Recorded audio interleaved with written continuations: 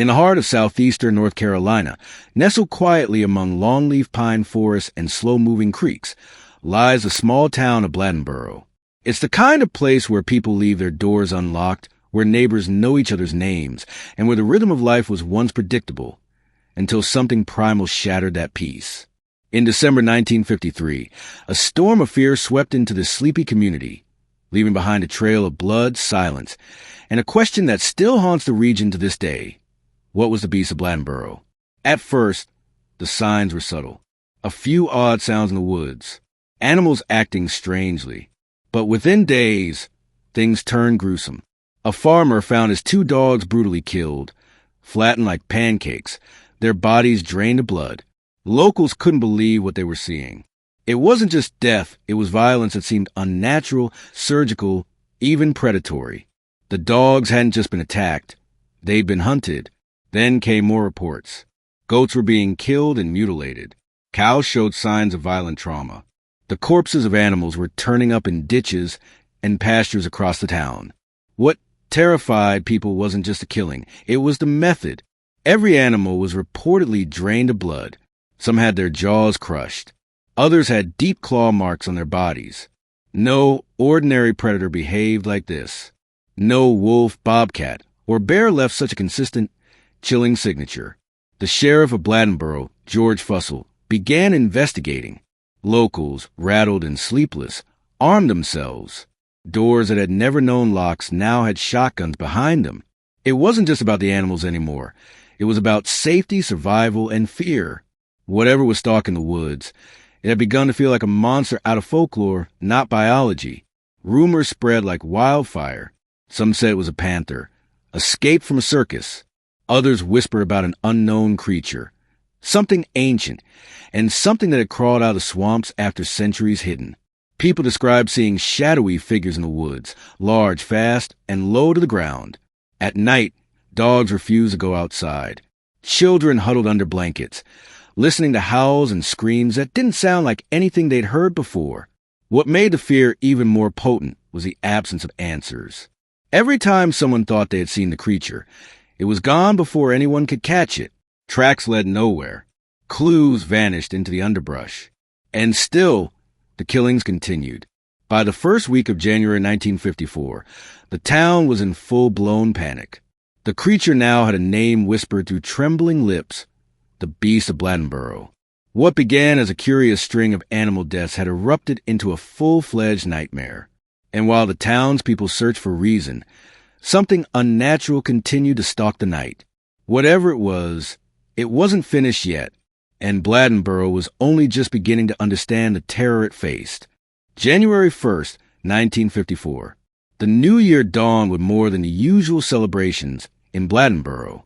The festive mood was pierced by a growing sense of unease. The mutilated dogs found just days earlier had rattled the town, but now the violence was escalating. Reports came in quickly. More animals, more blood, and still no trace of the killer. What haunted the people most was the way the animals were killed. It was too methodical, too deliberate, as if something intelligent was doing it, not just for food, but for dominance. On the morning of January 1st, a resident named Johnny Voss made a horrifying discovery behind his home. His 2 dogs, strong and healthy the day before, lay dead in the yard. Their skulls were crushed, as if by immense pressure, and their bodies showed no signs of blood. It was as though something had sucked them dry. Word spread fast. These weren't coyotes or wild dogs. This was something else. Something that hunted with force and purpose. The next day, more reports rolled in. A woman found her cat dead on her porch, disemboweled. Another family discovered their goats had been slaughtered in the night. One had its neck twisted and broken. The other was missing entirely, only tufts of fur left behind. It wasn't just the gore, it was the sheer violence and consistency. No animal predator known to the region drained blood. None left bodies like this. Sheriff George Fussell, now fully involved, began visiting scenes himself. He was experienced with wildlife and rural investigations, but even he was baffled. "I've never seen anything like it," he told reporters. He noted the lack of blood, the strange footprints, large paw prints that didn't match a dog or bobcat, and the eerie silence that seemed to follow each attack. Eyewitnesses began to emerge, describing something they had seen or thought they saw in the woods. One man described a creature low to the ground, moving fast, with fur black as night. Another claimed it leapt across a 6-foot ditch in one bound. But when search parties followed the trails, they often found nothing. No den, no prints. It was as if the beast vanished into thin air. Local hunters joined the effort to track the predator. Armed with rifles and dogs, they combed the woods, expecting to flush out a known animal. Instead, their dogs whined and refused to follow the scent. Some even ran away. Whatever was out there, even trained hounds wanted nothing to do with it. That detail disturbed Sheriff Fussell more than any bloody carcass. Animals know, and the animals of Bladenboro were afraid. The townspeople began sleeping with loaded shotguns beside their beds. Light stayed on through the night. Men took shifts staying up to guard livestock and families. It felt like war, but no one could see the enemy. Panic grew with each passing day, and the people of Bladenboro began to wonder if the thing in the woods wasn't an animal at all, but something else entirely. And still, the killings continued. As fear gripped the town of Bladenboro, another disturbing element emerged, one that pushed the legend of the beast further into the realm of the supernatural. It wasn't just the deaths. It wasn't just the bloodless bodies or the crushed bones. Now, people were hearing it. They weren't seeing it, but they were hearing it, and what they heard chilled them to the bone. Sometime around the night of January 3rd, reports began trickling in, not of sightings or killings, but of something more terrifying, the sound of a scream echoing through the night. It wasn't human. It wasn't animal, either. It was something in between a howling, blood-curdling shriek that came from deep within the woods and carried for miles. Witnesses described it as a cross between a woman's scream and the roar of a lion. Some said it sounded like a tortured child. Others described a low growl that morphed into a high-pitched wail. These weren't the kind of sounds people could explain away. Many of the residents had lived in rural North Carolina their whole lives. They knew the calls of owls, coyotes, foxes, bobcats. This was none of those. It was foreign, alien, unnatural. The cries were almost always heard between midnight and 4 a.m., long after the town had gone to sleep. Families jolted awake by the noise would huddle in their homes, peeking out of windows with trembling hands gripping hunting rifles. No one dared go outside. The woods that had once offered children places to play and families a place to picnic now felt cursed, like something from a nightmare. Sheriff Fussell was flooded with calls, most of them from people who didn't want to report something. They just wanted to talk to someone who might understand. The fear was spreading like a virus. Some claimed their radios were picking up static at the same time the screams were heard. Others said their dogs whined and scratched at the door to be let inside the moment the shriek began.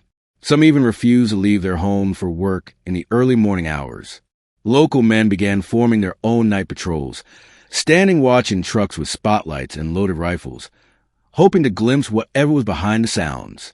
But the beast never showed itself while the town was armed and awake. It only revealed its presence when the people were most vulnerable, when they slept, when they hoped it was gone. The newspapers began to catch wind of the story. Reporters from across the region descended on Bladenboro. Articles were printed with headlines like Vampire Beast of North Carolina and Blood-Sucking Monster Terrorizes Town. But behind the sensational headlines was a very real truth. Something had taken hold of the people of Bladenboro. It wasn't just fear. It was dread. The screams kept coming, night after night. They echoed to the pine forests, bounced off the houses, and crept into dreams. And with each haunting cry, the legend of the beast grew deeper, darker, and deadlier. Bladenboro wasn't sleeping anymore. By the end of the first week of January 1954, the residents of Bladenboro were desperate for answers. The blood-drained animals, the bone-crushing attacks, and the nightly screams had escalated beyond what anyone could rationalize. If there was any hope of solving the mystery, it would come through evidence, and that's when they found it. Large, unfamiliar tracks began appearing near the sites of attacks. But the tracks, like the monster itself, raised more questions than answers. The footprints were described as feline in shape, padded, rounded, but far larger than those of a typical bobcat or cougar. Some tracks measure more than 2 inches across. They were spaced as if made by a creature with a long stride, low to the ground and moving quickly. A few had claw marks, deep, sharp grooves etched into soft earth. Sheriff George Fussell, growing more involved each day, attempted to follow the tracks with a team of armed locals. But the trail always vanished after a few hundred feet, disappearing into brush or fading on dry leaves. What puzzled investigators the most was the lack of typical animal behavior. Predators usually move with a purpose towards shelter, food, or water, but these tracks doubled back, looped in circles, and led to areas where nothing was found. It was as though the creature was toying with them. Worse still, some tracks were found within town limits, less than 100 yards from homes. The beast wasn't lurking on the outskirts anymore. It was creeping in. One afternoon, a group of teenagers reported seeing a large black creature cross the road near the edge of town. They described it as having the body of a panther, but heavier, thicker, and with a tail as long as its body. It moved low but fast, almost gliding. They watched in stunned silence as it vanished into the woods. Within hours, another report came in. 2 more dogs had been found dead on the opposite side of town. Again, no blood. Reporters from the Charlotte Observer and other regional papers began arriving in droves. They interviewed townspeople, examined the kill sites, and photographed the tracks. Their coverage attracted even more curiosity seekers. Amateur hunters, cryptozoologists, and armed thrill seekers all descended on Bladenboro, hoping to be the one to capture or kill the mysterious predator. As the town filled with outsiders, Sheriff Fussell warned against panic. He advised caution, telling residents to stay indoors at night and not engage the creature alone. But his warnings did little to calm the community. Bladenboro was no longer just a quiet southern town. It had become a battleground, caught between folklore and fear, mystery and menace. Despite all the activity, tracking, hunting, searching, the beast remained unseen. The evidence was there, the clawed tracks, the dead animals, the terrified witnesses. But there was still no body, no definitive explanation, no closure. Only silence between the screams. And in that silence, the beast thrived. It was watching, waiting, and it had no plans to stop. As the second week of January 1954 arrived, Bladenboro teetered on the edge of hysteria. What began as isolated reports of dead dogs had now become a full-blown crisis. Residents no longer asked if the beast was real. They knew it was real. Too many dead animals, too many mutilations, too many sleepless nights marked by those unholy screams. Now, the question on everyone's mind was, when will it strike again and who will be next? Sheriff George Fussell, overwhelmed but determined, took drastic measures. He deputized local men and coordinated community patrols. Groups of residents armed themselves with rifles, shotguns, and hunting dogs. They fanned out across the town's edge, driving slowly through field and forest, sweeping spotlights in the darkness, hoping for a glimpse of whatever was out there. But for all their firepower, the hunters never found the beast. They found more bodies, yes, another goat ripped open and drained, a calf throat crushed, and always the same signs. No blood, no tracks leading away, no sound of a struggle. It was as if the creature was invisible. Rumors swirled. Some claimed the beast could vanish at will. Others said it moved through the trees, like a shadow, silent and unseen. A few residents began speaking in hushed tones about something supernatural, perhaps a demon or an old spirit from native folklore. One elderly woman claimed it was a shapeshifter, a skinwalker come down from the mountains to punish the town for its sins. Meanwhile, panic was turning people against each other. Strangers in town were treated with suspicion. Families accused neighbors of hoarding information. Children were kept out of school. Stores sold out of ammunition and locks. The local church was packed for Sunday service, not out of devotion, but desperation. Then, in one particularly horrifying event, a young man mistook a large dog for the beast and shot it in the middle of the road.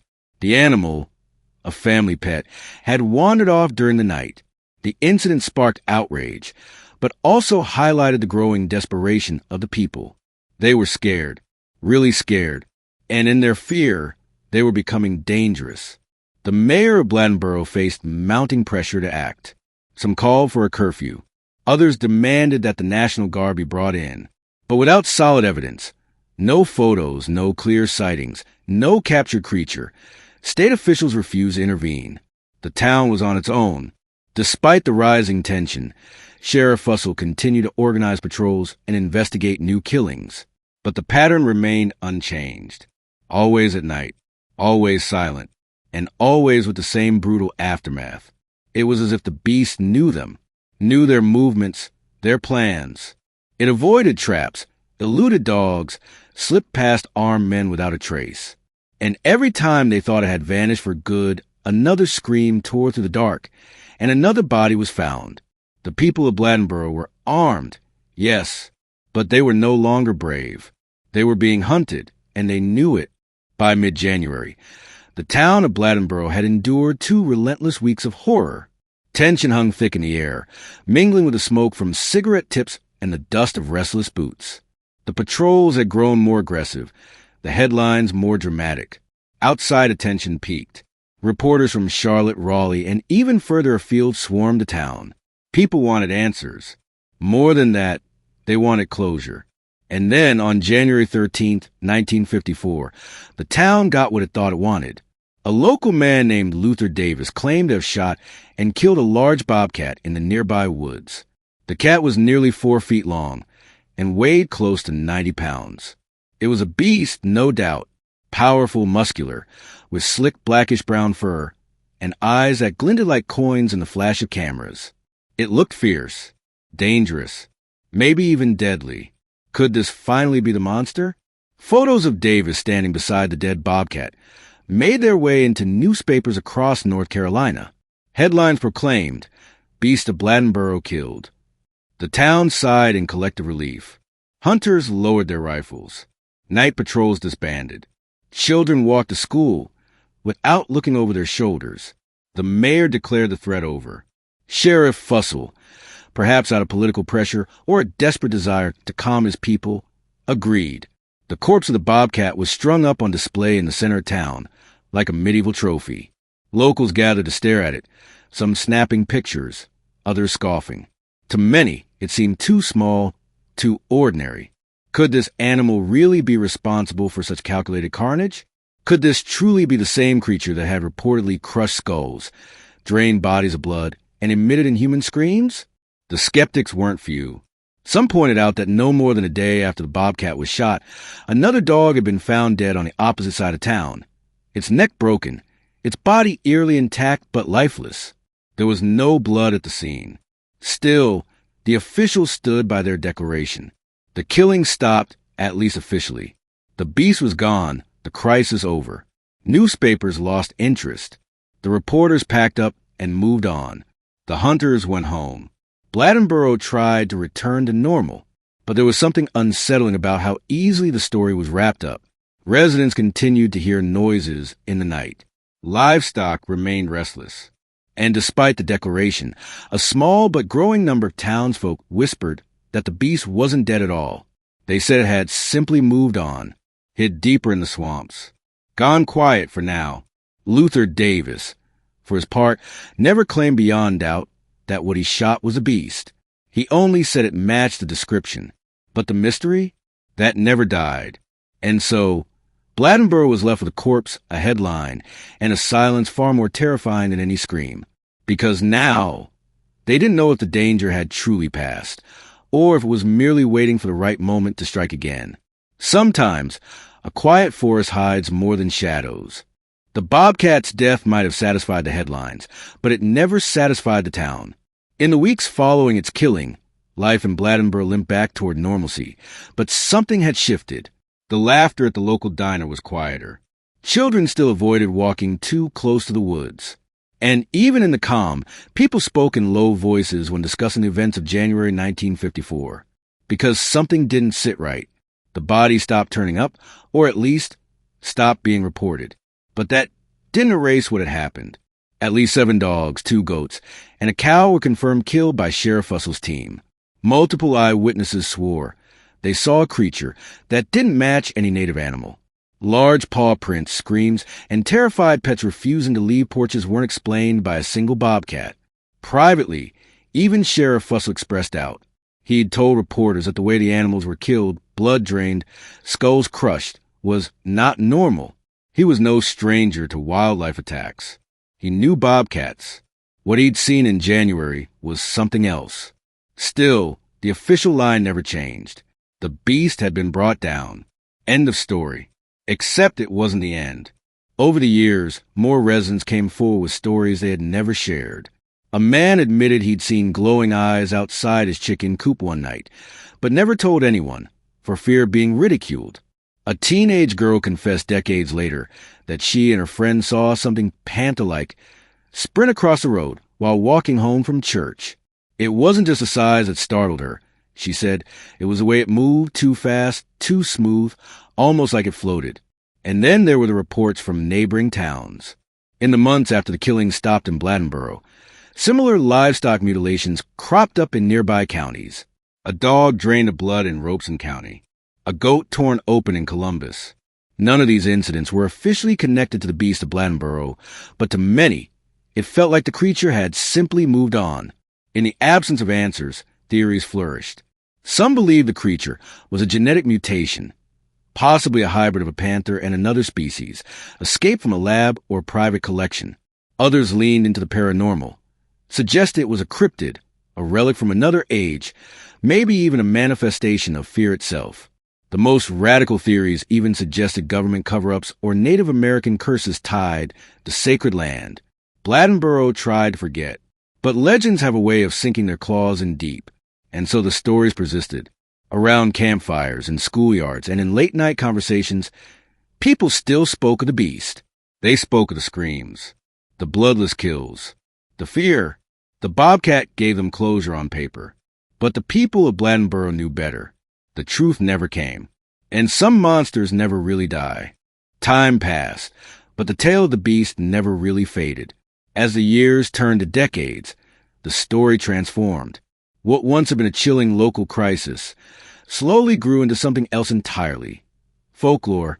In Bladenboro, the line between memory and myth blurred.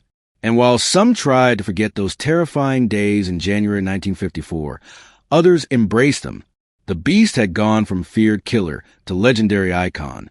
By the 1980s, the story had resurfaced in cryptid circles and paranormal publications. Researchers of strange phenomena started referring to the Beast of Bladenboro in the same breath as Bigfoot, the Mothman, and the Jersey Devil. To them, the tale was more than local hysteria. It was a documented pattern of unexplainable behavior, backed by witnesses, press coverage, and an entire town's panic. The creature's most bizarre traits, blood draining, bone crushing, scream shrieking, fed into a growing belief that this wasn't just a natural predator. This was a cryptid, something unknown to science. Theories range from escaped exotic animals to prehistoric survivors hidden deep within the Carolinas. Some even suggested the beast might be supernatural, a kind of shapeshifter or spirit animal tied to land. As interest in the story grew, Bladenboro found itself at the center of attention once more. This time, however, the mood was different. The fear had faded, replaced by curiosity, and eventually celebration. In 2008, the town launched its first Beast Fest, an annual fall festival that quickly became a beloved tradition. It featured food trucks, music, games, and local crafts, all themed around the infamous beast. What was once whispered in dread now adorned T-shirts and banners. Children dressed as the beast in costume contests. Vendors sold plush monsters and beast-shaped cookies. The festival became a point of pride, drawing thousands of visitors from across the region. Bladenboro, once haunted, had found a way to reclaim its narrative and profit from it. But beneath the surface, the original story still lingered. The festival didn't mock the beast, it honored it. There was always a hint of reverence in the celebration, as if to say, we remember, we respect. Many older residents still refuse to speak openly about the events of 1954. Some insisted the town had never truly known what it faced. Others maintained that the real beast was never caught, that the bobcat was a convenient scapegoat. Even among the younger generations, A quiet chill lingered when the subject came up.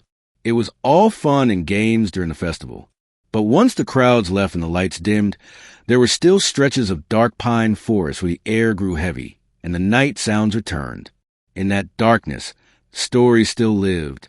Stories of screams, of bloodless bodies, of eyes glowing just beyond the tree lean. The Beast of Bladenboro had become folklore. But in Bladenboro, folklore is never just fiction, it's survival. While the Beast of Bladenboro is most famously tied to its namesake town, its legend didn't stop at the county line. Over the years, reports of similar creatures, incidents, and patterns of livestock killings began surfacing across the southeastern United States. It seemed the shadow of the beast was longer than anyone imagined, and it didn't like staying in one place for too long. Just months after the 1954 killings quieted in Bladenboro, strange reports trickled in from nearby Robeson County. A farmer awoke to find his pigs mutilated, their bodies intact but bloodless. The sheriff there investigated but could find no cause. A week later, 3 goats were killed on a small farm near the South Carolina border. Again, their bodies untouched by predators in the usual sense, but clearly the victims of something powerful.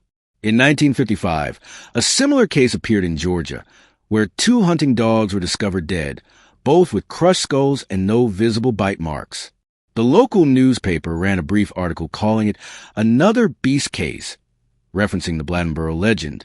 It seemed the story had traveled fast, and wherever it landed, it planted a seed of fear. Over the decades, cryptid researchers and folklorists began connecting the dots. They compiled lists of mysterious animal deaths from across the South, particularly in rural, forested areas. Patterns began to emerge. Large predator behavior without the expected evidence. Screams in the night. Animals refusing to leave shelter. Tracks that didn't match any known species. Reports of large, black, cat-like creatures with long tails and glowing eyes. These sightings and incidents became part of what some call the Southern Cryptid Belt, a loose theory that the forests of the southeastern United States were home to more than deer, foxes, and bears. Perhaps they concealed something older, something rarely seen, but always watching. The Beast of Bladenboro became a figurehead for this broader regional phenomenon. Skeptics, of course, had explanations. Mass hysteria. Misidentified animals. Media hype. They argued that bobcats, panthers, or large feral cats could account for most sightings. The screaming noises?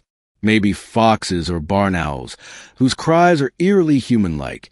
As for the blood-drained animals, well, perhaps that detail had been exaggerated in retellings. Perhaps.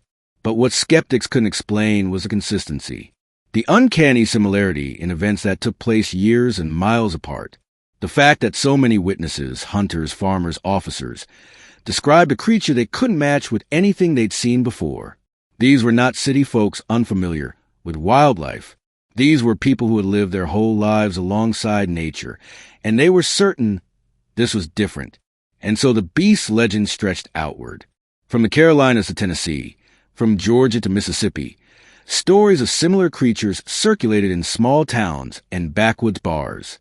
The name changed depending on the town, but the fear was always the same. Whether it truly traveled or simply inspired copycats, one thing remained certain. The Beast of Bladenboro never really stayed in Bladenboro. It had become a legend with no borders. 70 years later, Bladenboro still sleeps beneath the tall, whispering pines of North Carolina. It's a quiet town, slower than the rest of the world, where people gnawed at each other on porches and remember the old days with reverence. But behind the calm surface, one question still stirs. What really happened in January 1954? To this day, no one knows for sure. The official explanation, of course, is the bobcat. Game warden Harry Davis stood by his conclusion, and the town needed closure. Something tangible, something caged and dead. But many locals never bought it. The bobcat was too small, too clean, too convenient. Whatever had roamed the outskirts of Bladenboro had been bigger, smarter, and perhaps still alive. Some believe the beast was a one-time predator, a rogue animal displaced by storms or forest fires. Others say it was an escaped exotic, an illegal pet or circus animal that survived longer in the wild than anyone thought possible. A few go further, suggesting genetic mutations, government experiments, or undiscovered species. And then, of course, there are those who whisper the supernatural. The beast is spirit, demon, or ancient guardian. What gives a story its power isn't just the fear. It's the absence of certainty. No one ever caught it red-handed. No one filmed it. There's no taxidermied body, no definitive photos, no scientific explanation that satisfies every strange detail. Just dead animals, terrified people, and one cold, pine-dark January in a town that suddenly didn't feel safe after sundown. Today, the woods around Bladenboro still stretch for miles, dense, tangled, and quiet. The kind of woods where cell phone signals vanish and footpaths disappear. The kind of place where your footsteps sound too loud, and you begin to wonder if something is listening. Locals still tell stories, often in hushed tones. Hunters speak of eyes in the tree-line that don't belong to deer. Campers report hearing screams echo across the swampy lowlands. Pets sometimes go missing. Most dismiss it, blaming coyotes, bobcats, or just tall tales told around a bonfire. But when the wind rustles through the pines just right and the night is too still, even the skeptics feel a chill. The Beast of Bladenboro has become a legend, yes, a symbol, a cryptid, a festival mascot.